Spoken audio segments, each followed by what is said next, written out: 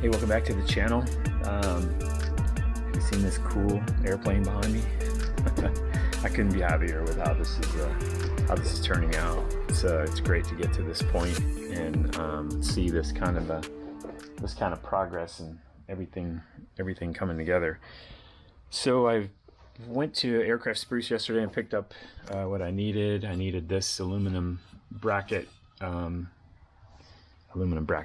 I needed this aluminum angle so that I could cut I've got a couple of brackets that need to come out of that that have to do with the brakes. So that's what I'm working on.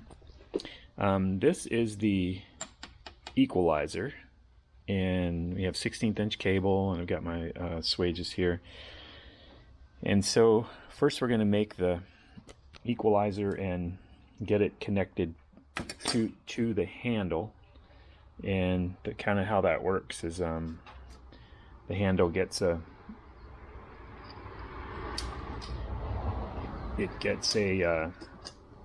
piece of this material here, which is just bearing material for 3/8 OD for quarter ID, and so this goes in here, and the second piece here actually goes around it. So this goes in, and then you put the thimble, the second thimble goes around it, and so then it gets a 1/4 inch bolt through it, like so. So that's kind of how that'll go together. And there's not a lot of detail on this anymore, it seems, online. So I'm hoping if you're doing brakes, maybe I can assist you in some way here when you get to that point. But the first order of business is just to get this one connected. You see I've got my little clamp on here just for now, and I'll get this one squeezed, and then once that one is squeezed, then this cable here will wrap around the other thimble like so, and then it'll wrap around the thimble and go into the other side, like, whoops, if I can show you, just so you get a picture of it. So that'll end up like that. Yeah, and then so we're just keeping this equalizer piece doesn't have to be too long. It's just to actually maintain kind of a bit of shortness. Well, shortness. It has to be the right length to allow another set of thimbles to actually go down underneath. All right. So one of the first things we got to do is we got to cut off this this adjuster here, and that just gets cut. Let me show you here. So what we're gonna do is we're gonna end up rounding off this corner, but we're gonna cut it off here and right here.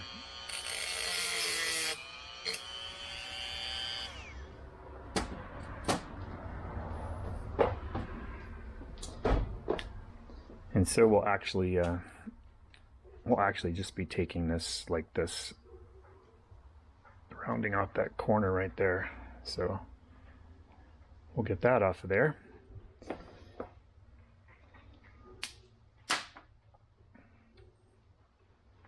And then we'll go back to getting our cable and our bushing and our thimbles, and we'll get that little short piece of cable made, and then we go from there to the next step. We put all this in the plane, and then this will actually get thimbles that will then go down to the actual brake cable. So, all right, let's get this cut off. All right, so I've got that cut off and smoothed out. So now we're ready to get going here. And the first order of business is just going to be to get this one swaged in place. And it's going to be pretty simple. we're just going to come around here and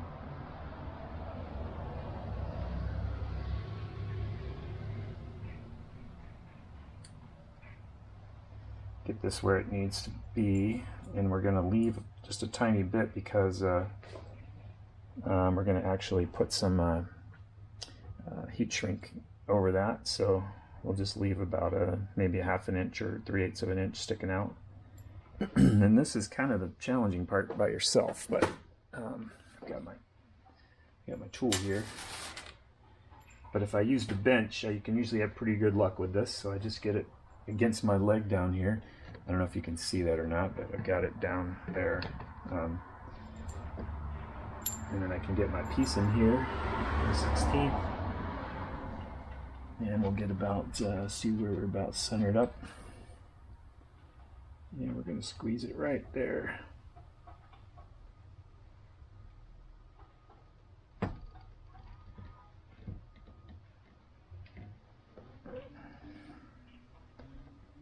And let's see. I think I can go in just a touch more. There we go.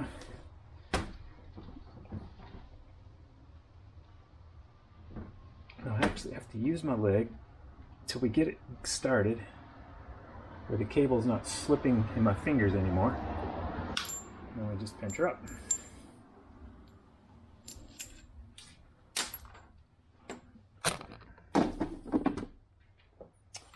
Alright, and there we go. And we have a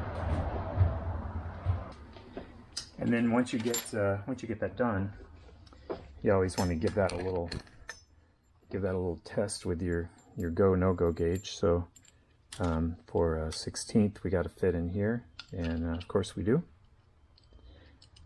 So that's a good squeeze. So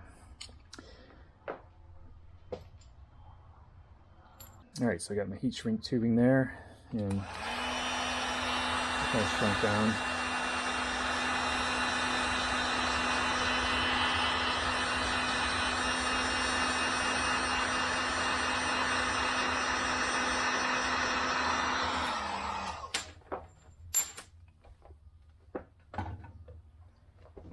Nice clean installation, that's what we like. So now now we make our second one. So now I just cut this off, I'll heat shrink that on, and we will be off to the races here. So now we can just assemble this part, and just putting the thimble in here, putting the bushing through.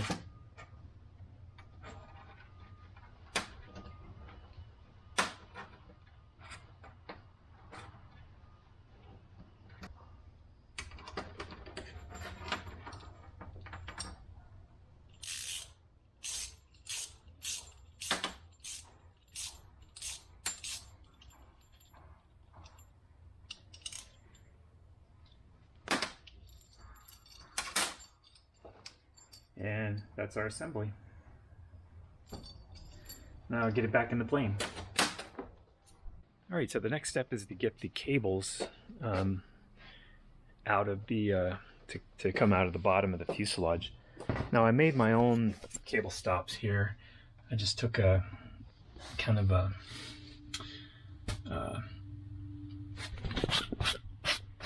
cap screw and drilled out the end of the cap screw to fit the cable housing, and then I just made it a hollow bolt there. So that works out really good. Now I've located my two holes right here where I'm going to come out of the fuselage, and I'm going to use a grommet that allows the hole to be a little bit oversized, because I want this cable to be able to move a little bit, because when you go through the full range of motion here, the cable needs to be able to, you don't want it really tight in there, because it's got to move a little bit for all of the motion on the stick. So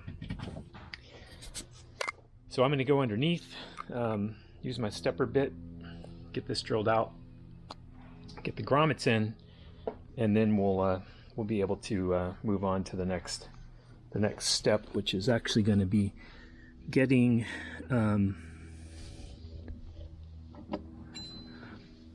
The next step will be getting the those aluminum brackets made. So the 2024 T4 brackets, we'll make those next, and then get those so that they are nice and straight up and down on the bottom part. Once I get it bent the first time, I've been thinking about how to do that. I guess I'm going to clamp the round piece and the bar in the vise at the same time with some protection behind the bar, and then I'll be able to get that bent over. But first I'll get these grommets in, and then we'll move on to getting that piece made, and also the other little bracket, the little swivel bracket that the housing goes through underneath. So okay, here we go. All right, so the grommets are in place, so we're all set. We're all set there. Looks really good. And now we're going to go make those brackets. Okay, so these are all marked out now according to the plan, and now the task is to drill these out. We got a 1/4-inch hole down here on this end, and then we have 3/16 holes on this end. So I'll get set up here, get those drilled out, and then we will get ready to bend them. All right. When working with aluminum, because your drill bit will definitely wander on you if you don't. So good center punch always comes in handy.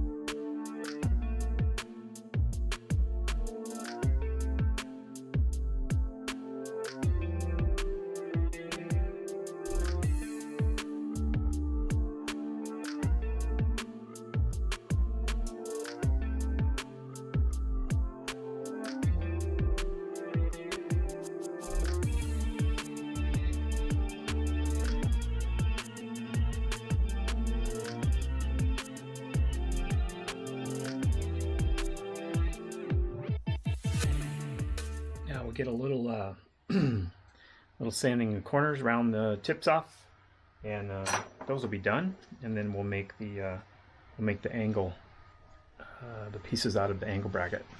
All right, so I just had a quick tip for you. When drilling larger holes, I do this pretty much for all holes now when I'm drilling brackets and things like this. It's really good to use a clamp like this to just hold this in place. It gives you something nice to grab a hold of while you drill this, because a larger bit can really bite into the aluminum and you can get hurt like that. So make sure you use something to hold your bracket while you drill it. Okay, this is the setup I have for bending these, and you can see I already bent I've already got the first one bent here. And this works out pretty good. I just marked out kind of where I wanted that bend to be, and then I just position it where it's just gonna, once I hammer this down and where I want the bend, I don't know if you can see the black line in there, it's gonna roll right up against the piece of metal I have here. And I'm just making sure everything's nice and square this way, and then I'm just going to hammer it until I match this one, and then hopefully when we go over to the plane, putting these on the gear makes that straight up and down. We'll find out really soon. So all right, let me hammer this one down, and then we can check that out. Okay, we have a matched pair here, and now I'm going to crawl under the plane, and we're going to see how this does. All right, so it appears as though I just went maybe just a touch too far, which is fine. I don't have to go back very far. We're not quite straight up and down. We're pointed in a little bit, so I don't know if you can see that, but I'm up against here. So what happens is we bolt it onto the first bolt right there, and then after it's on the first bolt, then we actually drill the second one up here when we get this in exactly where we want it positioned. So this hole is the one that goes on first, and so we'll see what bolt that is. It's going to take a different bolt to go through the gear leg. I'll have to see what bolt that is. So, and then we'll find out how things are going from there. The plan actually shows some spacers required for the aluminum wheel, and I'm not actually sure if that is like current information or maybe older information.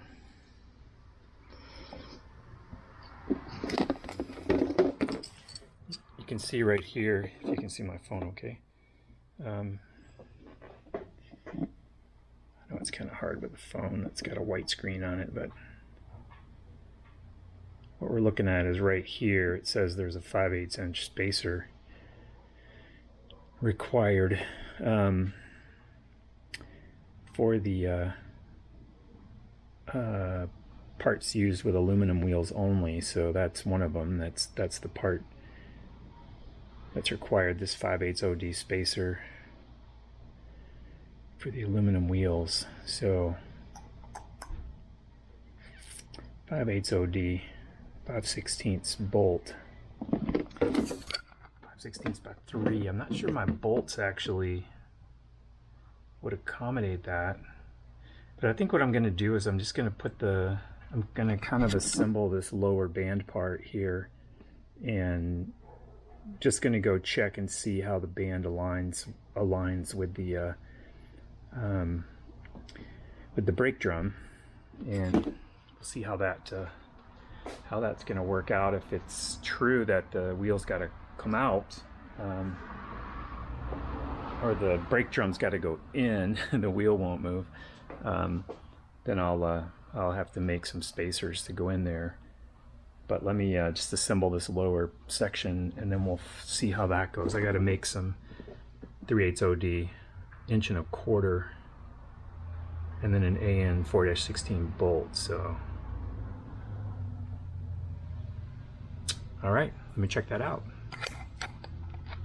Got my assembly here, and what we want to know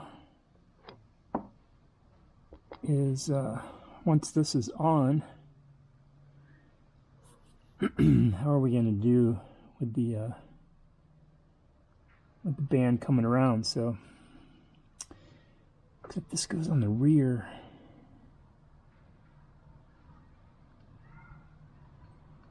Well, let's find out here.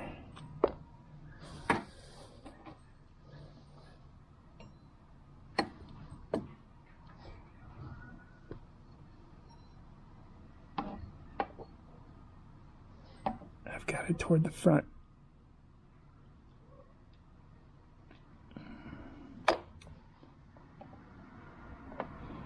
Which is where it shows it on the plan. So I'm guessing it goes on there.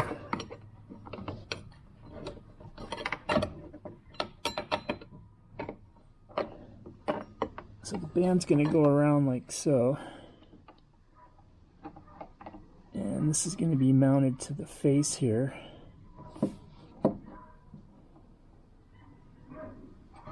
Except way down here. But sure enough,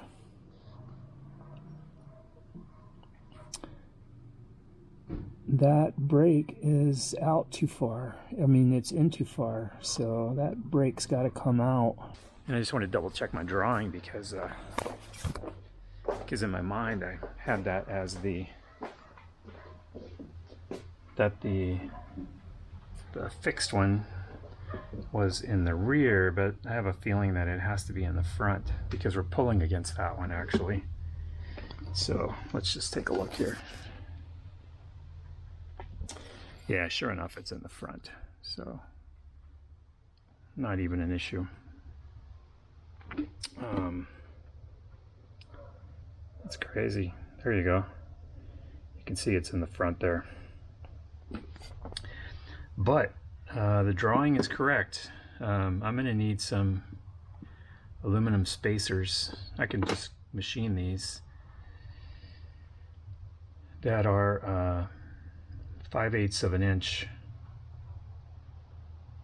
thick, so that brake hub stands off the rim. So but then I don't have enough threads for my bolts, for my wheel bolts either. So those 5/16 bolts are gonna have to be longer. So I'm gonna need to pull one of those and check that out as well. So this is gonna be a bit of a process. It's gonna be just taking the wheel off and then swapping out those hubs. So I'll have to find something just to block up the axle on that end while I take off the wheel and make those spacers. So they're 5/8 by 5/8, 5/8 OD, 5/8 inches wide. We can do this. All right, so in that case, I'm going to end this video here, and thanks for hanging out with me and watching the video and all the shenanigans that go along with that. And these are the final details, you know, that you work through. And I don't know if I showed you, but I did actually get my trim tab connected, another one of those details.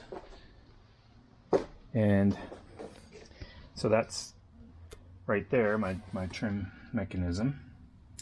And you can see if I pull up on the elevator here, and let me see if I can do both. Maybe I can show you the operation of the trim tab there. Hopefully you can see that. So just right here, and that works perfect. All I gotta do is I'll just find the center and make a mark on the wall from the pilot's perspective where that center position is, and then that'll be easy to adjust later on once we determine where that takeoff position is going to be, which I'm assuming it's going to be neutral, but we'll figure that out. But anyway, that's another big step. And all I did was I just machined some. I'll go around the other side and I can show you. I just machined some pieces to. You can buy these, but it was just as easy for me to make them to the size I needed. But so what I've got is this situation right here. And it's simple. The Bowden cable holder there has the cable fixed in that position, so the cable housing can't move. So when the elevator's going up and down, you don't have to worry about the trim changing because this can't move. And all it does on the side of the fuselage is you can see the cable just flexes within that double reinforced piece where it comes out of the fuselage. So super effective, really easy, and everything's out in the open and accessible. It's real easy to maintain and keep an eye on. And so yeah, lightweight, it's really not a big deal. Anyway, wanted to show you that, and I will catch you guys later.